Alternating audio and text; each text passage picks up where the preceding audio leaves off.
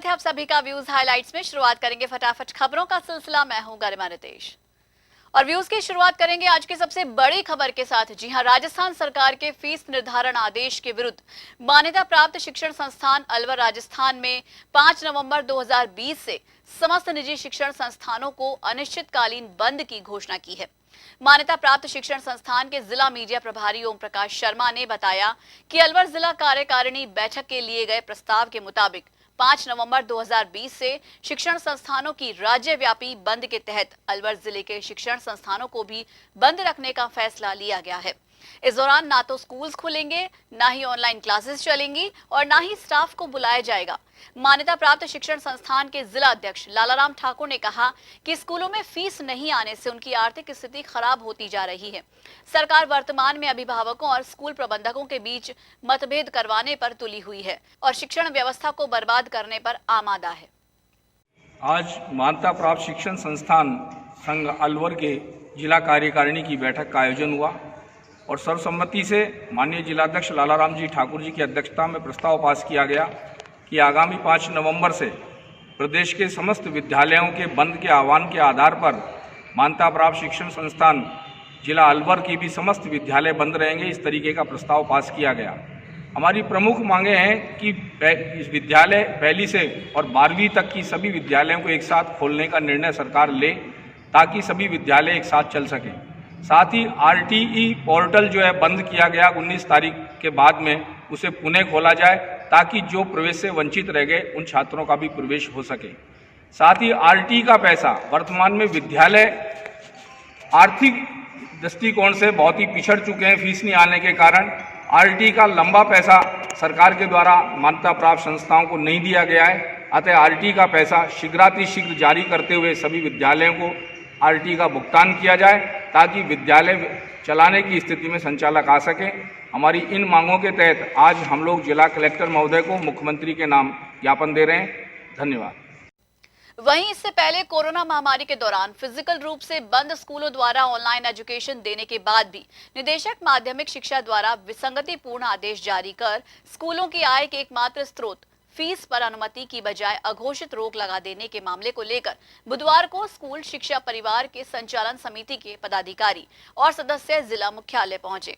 उन्होंने विरोध प्रकट करते हुए अतिशीघ्र नए नियम लागू करने और स्कूल का संचालन फिर से शुरू कराए जाने की अपनी 6 सूत्री मांगों को रखते हुए प्रदर्शन किया।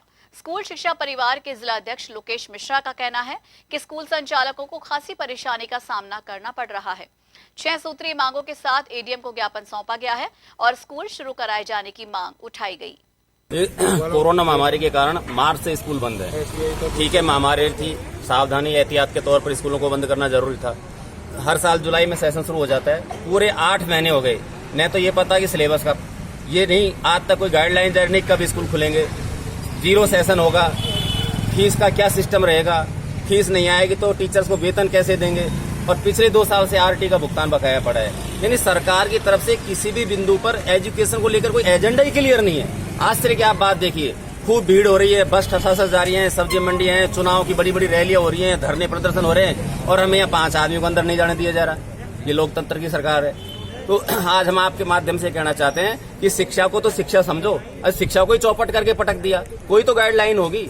डिस्टेंसिंग से 9वीं से 12वीं के बच्चे बड़े होते हैं, 6ठी से 12वीं का बच्चा समझदार होता है और इवन से आ सकते हैं। सारे स्कूलों के पास सारे संसाधन है, तो ये फिर या तो राहत पैकेज दीजिए, ये पब्लिक मरेगी। 15 स्कूल संचालक राजस्थान में आत्महत्या कर चुके हैं, कितने टीचर्स कर चुके हैं। कोई एक शिक्षक का काम है कि वो सब्जी बेचे, वो नरेगा में काम करे, उसके जीवन संकट में, उसका परिवार आर्थिक संकट में, तब जाके वो मजबूरी में काम कर रहा है। हमारा निवेदन ये है कि कोई गाइडलाइन तो जारी करो या 0 सेशन की घोषणा करो। स्कूल चलाएं तो कैसे चलाएं, ये करो, कितना कोर्स रहेगा ये करो, कब एग्जाम हो गए ये करो, फीस पेरेंट्स कैसे देगा ये करो। आए दिन ऐसे आदेश निकालते हैं कि स्कूल वाले पेरेंट्स झगड़ा करते रहो, आमने सामने होते रहो। सरकार की एजुकेशन को लेकर कोई भी गाइडलाइन स्पष्ट नहीं है। तो आपके चैनल के माध्यम से कहना चाहते हैं सरकार एजुकेशन पर बहुत ज्यादा ध्यान दे, कोई इनको गाइडलाइन जारी करे जिससे विरोधाभास, ये दुख दर्द संकट समय दूर हो। और अब बात करेंगे सीबीएसई स्कूल्स की। जी हां, सीबीएसई स्कूल्स के कर्मचारी नहीं मनाएंगे दिवाली और 5 नवंबर से करेंगे कार्य स्थगन। CBSE Sahodaya schools complex Alwar की प्रेस वार्ता में अलवर जिले के सदस्य प्रधानाचार्यों द्वारा विभिन्न समस्याओं पर चर्चा की गई, जिसमें सबसे प्रमुख समस्या हाल ही में सरकार द्वारा 28 अक्टूबर 2020 को जारी आदेश के बारे में विस्तृत चर्चा की गई। सभी विद्यालय प्राचार्यों ने एकजुट होकर सरकारी आदेश को वापस लेने की मांग की, क्योंकि ये केस फिलहाल राजस्थान उच्च न्यायालय में लंबित है। कि सरकार की जो नीति है वो भ्रम पैदा करने की है और जो ऐसे सर्कुलर जाते हैं जो कि अस्पष्ट होते हैं, क्लियरिटी नहीं होती है, पेरेंट्स को गुमराह करने का प्रयास किया जा रहा है, जिसकी वजह से पेरेंट्स में और स्कूल के मैनेजमेंट में, स्कूल के टीचर्स में जो एक दूसरे के पूरक हैं, एक खाई पैदा की जा रही है। तो इस बात के विरोध में हम 5 तारीख से सभी कार्यों का जो स्कूल से संबंधित हैं पूरी तरह बहिष्कार कर रहे हैं। प्रधानमंत्री महोदय और राजस्थान के मुख्यमंत्री महोदय के नाम एक ज्ञापन भेज रहे हैं और हमारे यहाँ के स्टाफ ने तय किया है कि इस बार दिवाली धूमधाम से नहीं मनाएंगे और एक तरीके से हम बहुत रूखी दीपावली रहेगी हमारे लिए। और जैसे आर्थिक हालात हैं टीचर्स के और स्कूल के, उसमें बहुत ज़्यादा अपेक्षा भी नहीं की जा सकती। ये हमने इसमें क्या पेरेंट्स राज्य सरकार साहब क्या मांग करते हैं? यस, हाँ, देखिए ज़्यादातर पेरेंट्स स्कूल के साथ ही होता है। कोई एक आध कभी ऐसा होता है कि कुछ पेरेंट्स नाराज़ हो जाते हैं गलतफहमी की वजह से। पेरेंट्स हमेशा एक दूसरे के पूरक हैं, पेरेंट्स हमेशा टीचर्स का सम्मान करते हैं, वो उनके बच्चों की देखभाल करते हैं। उनके स्कूल में पेरेंट्स जो नहीं आते हैं, टीचर्स ही बच्चों के अभिभावक होते हैं। पर ये जो गवर्नमेंट की जो पॉलिसी है जो कि अपना राजनीतिक लाभ ले रही है एक छोटे टर्म के लिए, उसकी वजह से एक गलतफहमियां पैदा हो रही हैं और मैं सोचता हूं कि हम जल्दी ही इनको दूर करने में सक्षम होंगे। एक तरफ प्राइवेट स्कूल्स बंद रखने की बात कह रहे हैं, वहीं पिछले 8 महीने से बंद पड़ी कोचिंग संस्थाएं शुरू कराने के लिए बुधवार को प्रतियोगी कोचिंग शिक्षण संस्थान संघ जिला अलवर की ओर से अतिरिक्त जिला कलेक्टर राकेश गुप्ता को ज्ञापन सौंपा गया। ज्ञापन के दौरान उन्होंने बताया कि पिछले 8 महीने से प्रतियोगी कोचिंग शिक्षण संस्थाएं बंद पड़ी हुई हैं, ऐसे में छात्रों की तैयारी नहीं हो पा रही। संघ के प्रीतम सिंह ने बताया कि प्रतियोगी परीक्षाओं के संचालन से पहले सभी कोचिंग संस्थान खोले जाना बहुत जरूरी है। संघ के डॉक्टर फरमान अली का भी यही मानना है। लोग ज्ञापन जो देना है कोचिंग संस्थान के जितने भी संस्थान है अलवर में, उनकी तरफ से और कुछ स्टेट से भी हैं, राजस्थान से और भी लोग हैं जो जयपुर से हैं, बीकानेर से, बाड़मेर से, यहाँ कुछ लोग आए हुए हैं और उन्होंने भी यहाँ पर मिलकर ज्ञापन दिया है। सब हम लोगों ने 2019 में कोविड को देखते हुए हमारी कोचिंग संस्थान बंद कर दी गई थी मार्च में, लगभग मिड मार्च में बंद कर दी गई थी और वो तब से अभी तक बंद है। तो हम लोग जो राज्य सरकार के नियम है और केंद्र सरकार के जो नियम है, उन्हीं के तहत हम लोग अपने कोचिंग संस्थानों को रीओपन कराने के संदर्भ में आए हैं कि सरकार के जो भी नियम होंगे हम लोग उनका पालन करेंगे और उसको ध्यान में रखते हुए कोचिंग संस्थानों को रीओपन करेंगे। तो उसी संदर्भ में हम लोग ज्ञापन देने के लिए आए हैं।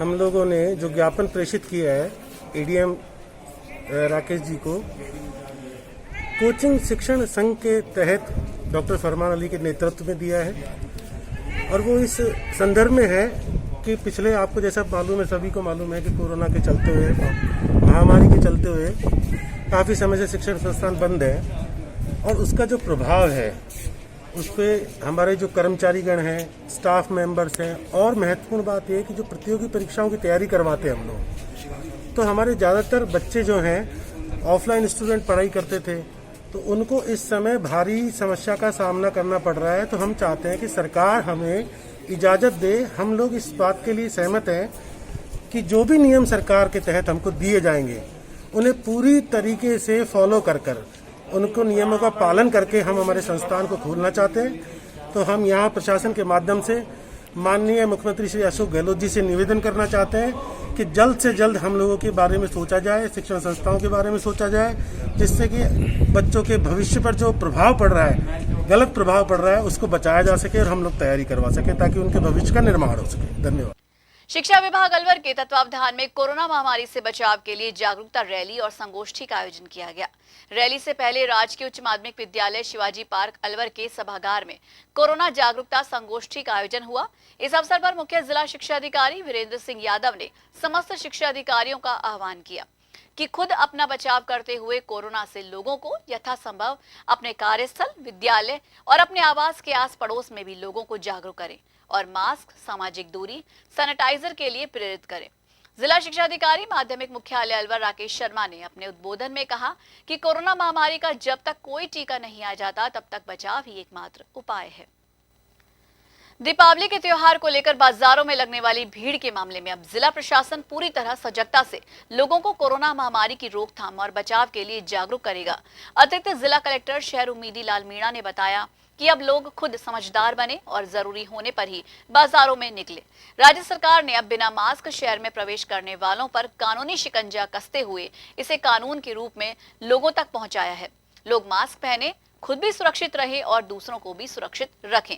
इस त्योहार को हर्षोल्लास के साथ मनाएं। जैसा कि आपको ध्यान है कि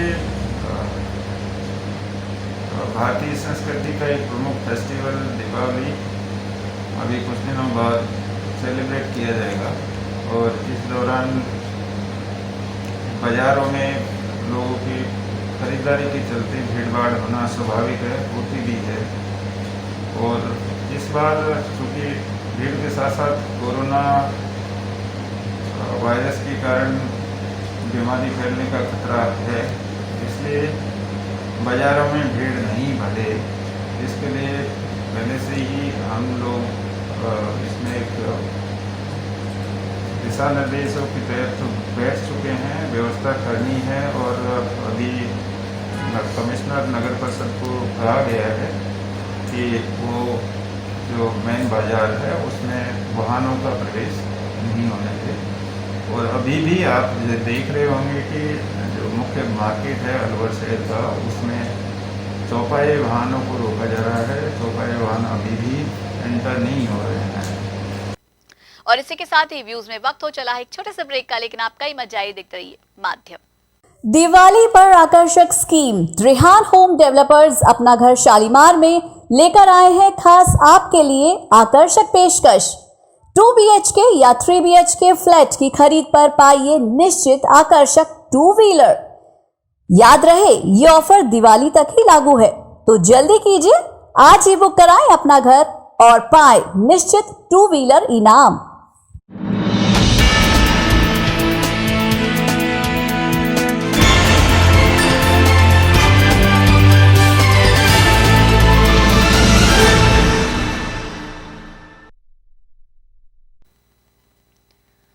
व्यूज में एक बार फिर से आप सभी का स्वागत है और अब फिर से रुक करेंगे कुछ और खबरों का। आज है करवा चौथ। अखंड सौभाग्य की कामना के साथ सुहागन महिलाओं ने व्रत रखा और पति की दीर्घायु की कामना की।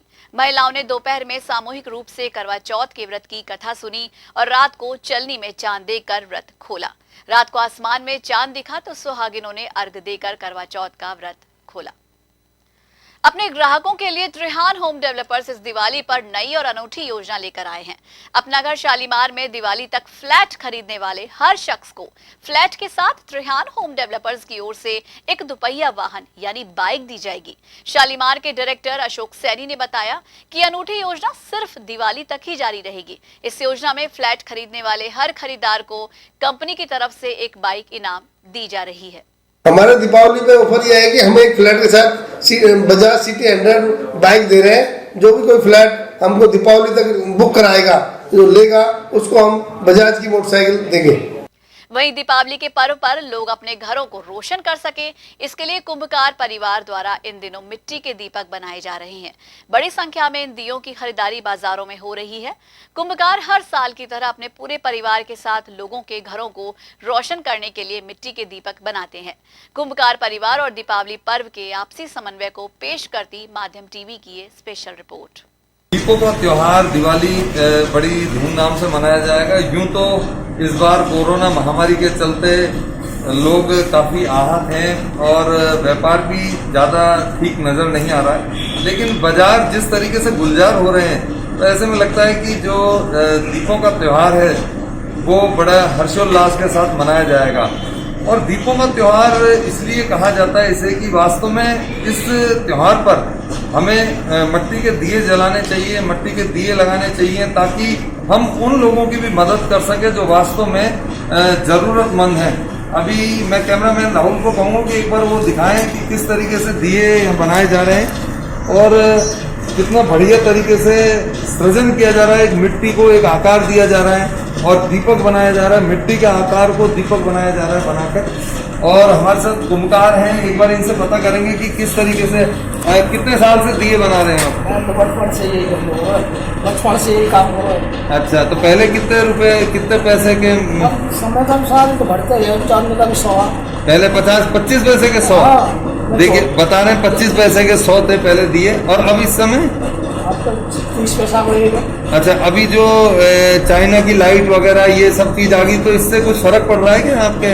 इनमें तो कोई अच्छा, ये तो दे देता नहीं छड़ेगा।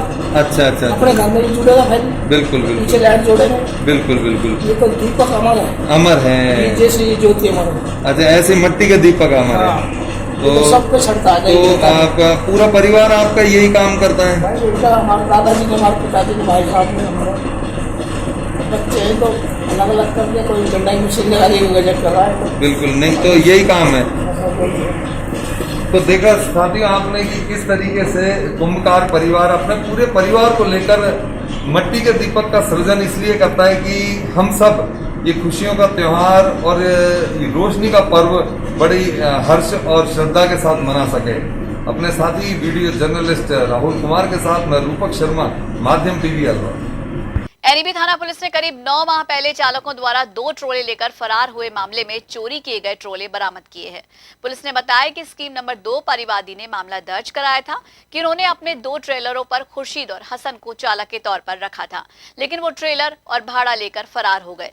उन्होंने वाहनों में लगा हुआ जीपीएस भी हटा दिया था और अपने मोबाइल भी स्विच ऑफ कर दिए थे। दोनों अपने घरों से गायब थे। पुलिस ने अनुसंधान के दौरान दोनों ट्रेलरों को रोजगा मेव जिला नूह से बरामद किया है। पुलिस ने एक आरोपी चालक खुर्शीद निवासी निवाली थाना रामगढ़ को पहले ही गिरफ्तार कर लिया था। ये स्कीम नंबर 2 अलवर निवासी परिवादी ने ये मुकदमा दर्ज कराया था कि उनके जो 2 ट्रेलर थे उन पर उन्होंने 2 लोगों को ड्राइवर रखा हुआ था, जो दोनों ही गांव निवाली जिला अलवर के रहने वाले थे। ये फरवरी से इन लोगों का कोई अता पता नहीं था। इन्होंने मालिक से संपर्क बंद कर दिया था और जीपीएस जो था उसको भी हटा दिया था, और ट्रकों को और उनका जो किराया वगैरह था उनको लेकर भी फरार हो गए थे और अपने घर से फरार चल रहे थे। इस प्रकरण में आज कार्रवाई करते हुए दोनों ट्रेलर को जब्त किया गया है। एक मुलजिम इसमें जो खुर्शीद नामक व्यक्ति है उसको पूर्व में गिरफ्तार किया जा चुका है, और ये जो ट्रेलर है ये रोज कामेव जिला नूह मेवात हरियाणा से हमने बरामद किए हैं।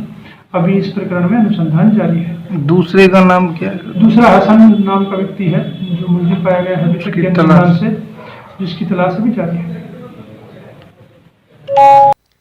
अलवर में वाहन चोरों के हौसले इतने बुलंद हो गए हैं कि वो दिन दहाड़े घरों के बाहर खड़ी बाइक चुरा रहे हैं। अलवर की स्कीम 2 से दोपहर 2 बजे एक चोर ने चोपड़ा फास्ट फूड के घर के बाहर खड़ी बाइक का लॉक तोड़ उसे लेकर फरार हो गए। बाइक मालिक मुकेश चंद ने बताया कि 4 महीने पहले ही बाइक खरीदी गई थी। किसी काम से गाड़ी खड़ी कर बाहर गए, जब लौटे तो बाइक वहां नहीं थी। बाइक चोरी की ये वारदात कैमरे में कैद हुई। पुलिस तफ्तीश में जुटी। कोरोना का संक्रमण लगातार बढ़ रहा है और त्योहारी सीजन के चलते बाजारों में भीड़ भी लगातार बढ़ती जा रही है। ऐसे में अपनी सुरक्षा खुद करें। माध्यम टीवी आप सभी से गुजारिश करता है कि बाजारों में बेवजह ही जाने से बचे। बहुत जरूरी हो तो ही जाए, लेकिन मास्क लगाना ना भूले, क्योंकि फिलहाल आपका मास्क ही आपके लिए वैक्सीन का काम कर रहा है। कोरोना वायरस से बचाव ही उपचार है। तो आज के लिए व्यूज में बस इतना ही। अपने इलाके की हर खबर जानने के लिए आज ही अपने स्मार्टफोन पर यूट्यूब चैनल से सब्सक्राइब कीजिए माध्यम टीवी, और देखिए खबरों के साथ साथ मनोरंजन और हर तरह की जानकारी पाने के लिए रोचक कार्यक्रम। नमस्कार।